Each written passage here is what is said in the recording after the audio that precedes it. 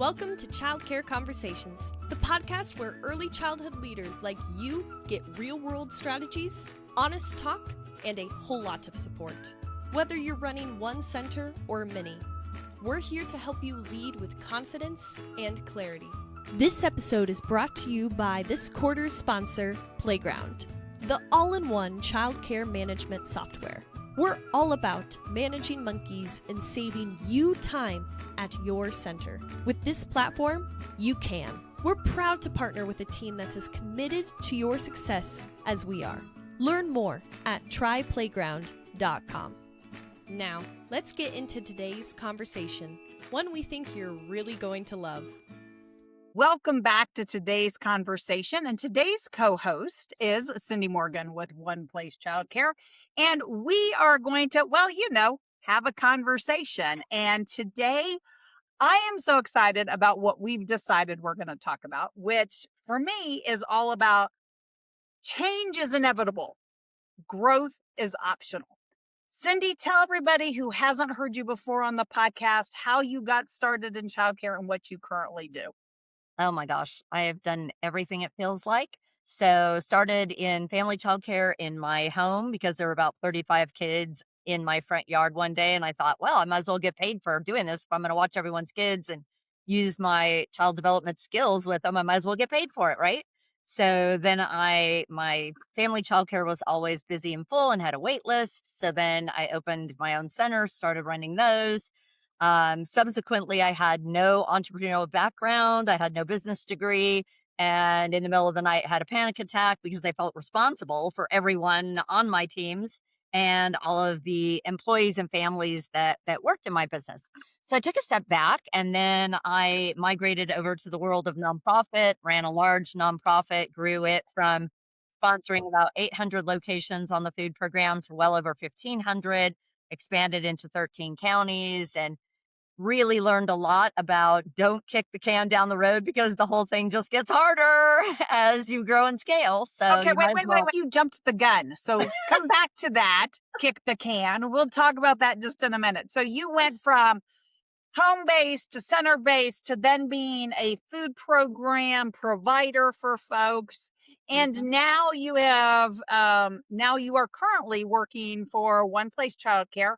In 30 seconds or less, tell me what One Place Childcare is. And then I want us to talk about, kicking that can.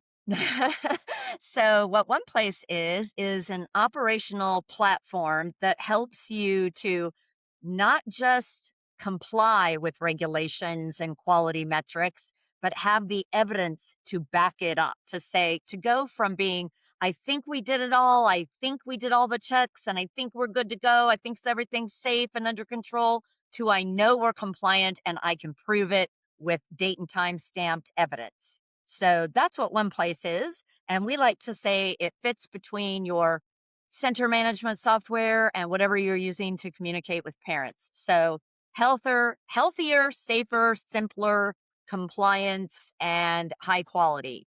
Oh, I love that. And if you haven't seen Cindy and I talk about this topic, I want you to think about how many filing cabinets and how many 3-ring binders do you currently have in your office? Now, if you were one of those folks who have had any sort of flooding like we've had in the South or wildfires in other parts of pretty much the continent, the country, the globe, what would have happened to all of your stuff that's in those filing cabinets, that's in those 3-ring binders, if something did happen to impact your program? And just think of One Place Childcare, and it's way more simple than they're ever going to say it, but your electronic filing cabinet for those oh shit situations that you don't know are coming ahead of time. Because if we did, we'd all already be there, because we just never know when that flood's coming down our program. So with that, I do want to talk about that kick in the can. So tell me a little bit more about what you meant when you said kick in the can is still going to be harder regardless of when the time comes. Yeah, there is no good time for change, right? Everyone resists it. Everyone, myself included. So you're amongst friends here. We we all tend to shy away from change. We want to stay in our patterns of behavior and our operational cadences that we're familiar with, that we're comfortable with. And dare I say, here in early education, we love paper. We love paper, and paper is a huge risk. Here's why. And I don't just mean paper either. It can be something like, well, we're beyond paper, Cindy. We're using Google Docs and Google spreadsheets and Google this and Google that. Great. I had a very large entity come to us just recently and tell me that all of their Google Docs got lost when they transitioned from one server setting to another server setting. So I'm going to say, get it all into one place, because compliance, health, and safety, having that evidence trail takes your shoulders from up here where you're, as one COO put it to me, I was scared to death that something awful would happen and we wouldn't have the records to show we were doing the safety checks. So, yes, a flood could happen, a fire could happen, but even a Google Doc can go away. So when you have a cloud-based system backed up by a third-party software company, you are able to, even if the whole house burns down, you can be up and running again in seconds because it's cloud-based. So what I meant by kicking the can down the road is, when I'm working with multi-locations, I think back to myself as I was growing and scaling and in growing my food program. I always knew there were things I needed to do, that I should do, just from understanding a little bit about business, like looking around at banks, at insurance companies, at other businesses. I knew that using technology was a good idea, but moving your program into technology or switching from one to another is one of those painful processes we all want to just push off. We want to push it off. I don't know why. Oh, Human nature. tell everybody I have kind of this secret tech side of me, but even with the secret tech side, I still absolutely dread tech stack updates, software updates, changing platforms. I mean, I still have a fairly old phone because I don't want to update the phone. I do the same thing with my laptops. I keep them until literally they're dead. And then that gets expensive because then I have to go figure out how to get the hard drive content, Yeah. right? But Yeah. absolutely. I mean, I think all of us, right? We all have that point of, ooh, how painful is that going to be? And I think that one thing to kind of remember is, when you're looking at different providers, know that some providers have some duplication. Some providers do some things extra super well, right? Hmm. And if customer service is something you are not really sure about, I mean, have conversations with whatever platform you're going to ahead of time. Share with them stories, ask them questions. I think you brought up a really good point, which is, but you can update now or you can update later. It's never going to be less painful, No. and sometimes you might have more pressure. So, like, if you find yourself in an oh crud situation where this is like where it used to be kind of a, yeah, we're thinking about it, and now it's a ooh, right? So let's Yeah. talk about multi locations. So you had multiple locations at your program. I was a director of an owner who had 4 locations. And I know that we spent tons and tons of time constantly sending feedback back to the owners. And so sometimes that gets really frustrating. But what's really great now is that more and more tools have things called dashboards. Tell me a little bit about why somebody might be looking for platforms with dashboards.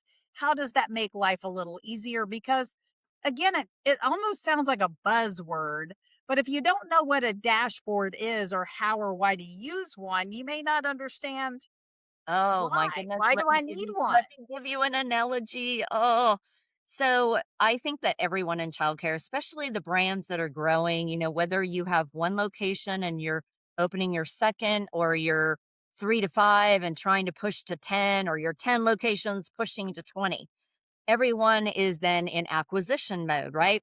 And there's all these words. We used to just call it growing, expanding, right? Now it's growth and scaling, and there's all these fancy terms for it. No, it just means you're acquiring more schools, Well, and then it's more team green build or members. brown build or, Right, yeah. exactly, exactly. I really just don't care about the terminology as much as I care about what really happens is you have all these various team members. It's like herding cats. So now I own 3 schools. Well, that means there are 3 sets of teams who have their own ways of doing things, and that's genius, right? There's genius in there. And what you're trying to do is capture all of that genius and put it in one space, kind of collate it and say, okay, out of these 3 forms, which is the best? You're trying to get the cream of the crop to rise to the surface.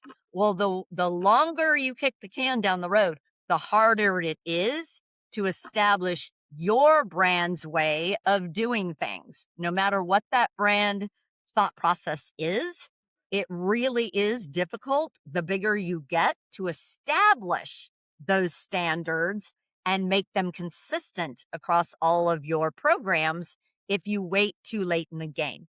Now, I would conversely say that most of childcare will refuse to meet with their sales or their account manager, someone like me. What I try to do is I say, listen, tell me where the pains are. No, really, tell me more about that. No, tell me more about that. And then what I say back to you is what I'm hearing and from what I can see in your data, here are the 3 to 5 things that you should prioritize. Maybe shrink those 3 to 5 down to only 2 to 3 and really focus on those, get them established, get them moving inside your organization before you bite off anything else, right?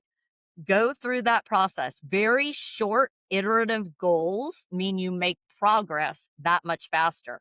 But please rely on your bench.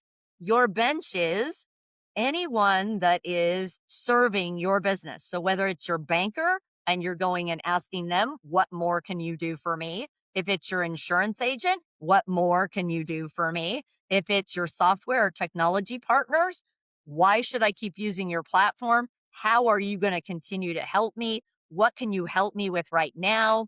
Do you have a reference or a suggestion for how I might solve this problem? You would be surprised how often vendors actually know the other support networks around an industry.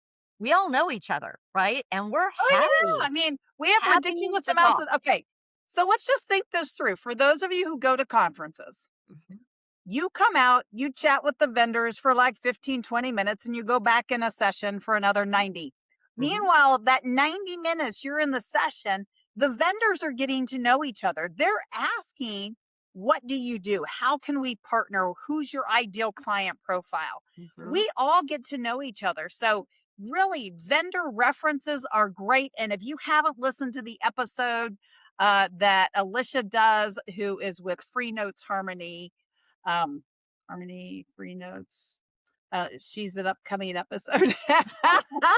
um, if you haven't listened to her episode about having some vendor relations and what it means to pick vendors, definitely grab that one. Take Cindy's suggestions as well. Always ask I love that phrase. What can you do for me?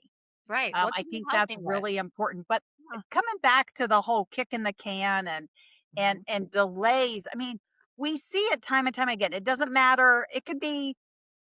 I mean, I had this conversation with a tax strategist, and he's like, "Yeah, I will give people numbers. I will show people how they can save money and or invest that money back into themselves versus giving it to the IRS to the tune of 6 figures." And people go, "I have to think about it." No, no, But you don't. If it's 6 figures, you don't need to think about it at all. but then it's they figured it out and they're like, yes, I want to do this. But then it's 4 to 6 months to get the information to him so he can actually do the work. Like I don't as somebody, and again, I've realized that sometimes it might feel embarrassing because you may not want to admit that you've waited 6 months. So maybe 2 tax bracket years. I mean, ooh, the right 6 months, that could sting.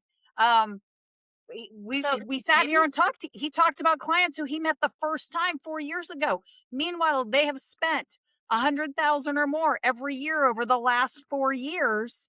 Now, with tax credits and tax strategy, it doesn't necessarily mean that you don't pay that money somewhere. It means, though, that you're investing that money into things that give you tax credits that then build your personal wealth. So it's not like, ooh, I don't have to pay the 6 figures, but I get to pay it in a place where it supports me. All right, I'm off that soapbox. I'm not going to say I'm off all of them because Well, it's let me ask still a you one Monday. thing, Kate, because I mean, to me, that would have seemed like a no-brainer decision, right? Like if it's really like dollars and cents usually is a little bit easier for people to make decisions. So I think there's two things at play here. There is a lot of incoming messages to anyone in early education, and they have to try and prioritize what are the things they can make decisions about today and what they need more information about, things like that. So I encourage the folks listening here, if that's you, if you've just got so many emails, so many calls coming at you, and so many decisions you need to make, pull out a good old piece of paper and literally just make yourself a list of those because it's likely spinning around in your brain a lot. And meaning that's giving you that feeling of overwhelm. Just get it out on a piece of paper that you can later throw away and then put like, 1, 2, 3, 4 next to the ones that you can make right away. Don't worry about the rest for now, but just kind of get those done. And then I think what you're also describing is decision fatigue. Mhm. So, decision fatigue is where we're making so many decisions throughout the day. And are we making the right ones? Are we making them too quick, too slow? What? I try to tell people have a rule, have some sort of rule that guides you, a framework. I learned this from a mentor years ago. Never make a decision until you have at least 3 options in front of you, which by the way has saved my children over and over and over again because I might have done something really bad to one of my teenagers if I didn't have 3 options. Keep them alive, don't keep them alive. The third one was the one that I had to come up with, right? If you've been through the teen years, you know what I'm talking about. So I'm just going to say, get 3 options on the table. At least if you've got 3 options, you can feel like you've done some due diligence, you'll feel more confident, all of those things. If it's a critical decision, say to yourself, okay, for critical ones, I'm going to come up with 5 options before I make a decision. But that way Okay. you're caged in. Right. Well, here's the thing. So here's the thing about decisions, right? So as a coach, I actually say I do more decision support than coaching Mhm. because I think that sometimes it's worth, you have to find the right people to bounce those options off of, right? Yeah. So anytime that you're sitting here faced with decisions, in addition to your bench, look at who's outside your bench cheering you on that you're also talking to. Do you have a coach or a mentor or both?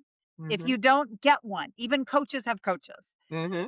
so make sure you've got somebody who is not, I love spouses and significant others. Don't get me wrong, but that is not who you discuss multi-million dollar decisions. If Plus, it you are ruins even if you friendship. only have a single location, you are probably running close to $1 million a year in revenue. If the person you're talking to has never done that, that's not a person whose advice you take. And again, even though you might find somebody who's done it bigger, better, bolder, when did they do it?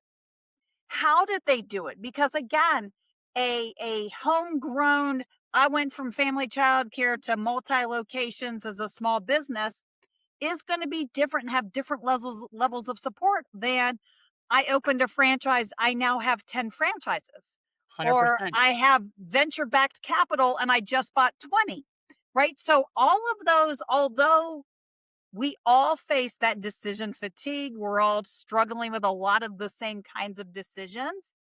Try to find some folks at where you want to be, some who are maybe a couple of steps ahead of you, and people who've actually really done it. I really do. I can't stress this enough. I like significant others, but chances are you want to keep them in your life. Same with your families and siblings. Don't go to them with these problems because then they get a little mad if you don't take their suggestions. And Cindy, we can't have that, right? No, So want to keep dating my husband forever. He's I way love too that handsome. idea. He's way So, too handsome for me to ruin that way. so if you were going to be talking to somebody right now who's listening to this podcast and they're like, okay, it sounds good, but I can't even get my team to message the parents when I want them to. Okay. And I got people who still walk around with their phone all day. I don't know if I really want to give them another piece of technology that they have to use, because then, oh, Cindy, it sounds too hard. I just can't make this work. Well, first of all, you didn't get into business because you're afraid of doing hard things. Let's remind ourselves that we are not afraid to do hard things, number one. Number two, get somebody alongside you who's already done it. And I guarantee I hear these stories all the time. I can't get my staff to put their little booties on before they go in the infant classroom. I can't seem to get them all to show up in their uniform with all the right components on. I can't seem to get them to put all their devices and their personal backpack, their personal purse into the locked cabinet. It always ends up in the classroom, and then I've got to scold them for that and send them back to the staff room. I said, great. That's a whole great use case for One Place. You can build that into the app. They open up the app, the very first checklist they see, it might say, are you in uniform? You can even embed a little photograph of what they should look like. Do you Or look maybe like what this? they should not look Or like. you don't. Or what they should not look like. That might even be better yet, and you might all have a laugh together, right? So these systems should be supporting the things that you're struggling with. And don't be afraid to go to others and be real and be vulnerable of what are the things you're struggling with. This is one of the things that I love about you, Kate, is your coaching is real life. I have sat in these sessions where people have come in, tears running down their faces, don't have my contract yet, starting tomorrow. I've got this problem, this fire, that fire, where, I'm pulling my hair out, I'm losing my hair, whatever the deal is. And you calmly say to them, okay, come here. We're going to tackle this one step at a time, break it down to small bite-sized pieces, but do something. Because if you don't do anything, if you stand there frozen in your tracks, well, I can promise you your competitors around you are taking action. Some action, some forward movement helps you to build that momentum, and then you're off to the races, and you can tackle a lot more than you think you can. You really can. Oh, absolutely. And find your tribe. So, whatever you want to call them. And there are official, there's unofficial, there's paid, there's not paid. Just find a group of people that who absolutely will have your back and will support you 100%. So with that, thank you so much for today's conversation. And if you don't already subscribe to our newsletter, go to childcareconversations.com, sign up for the newsletter. The podcast comes out twice a week, and so does the newsletter. And we can't wait to have our next conversation with you. Thanks for tuning in. We love bringing you real talk and fresh insight from the world of early childhood education. Be sure to follow us on social media to stay connected and catch all of the latest episodes. And if you're planning a conference, training, or special event, Kate and Carrie would love to speak to your audience. You can learn more about their keynote sessions and workshops at kateandcarrie.com. If you learned something today, share the show and leave us a review below.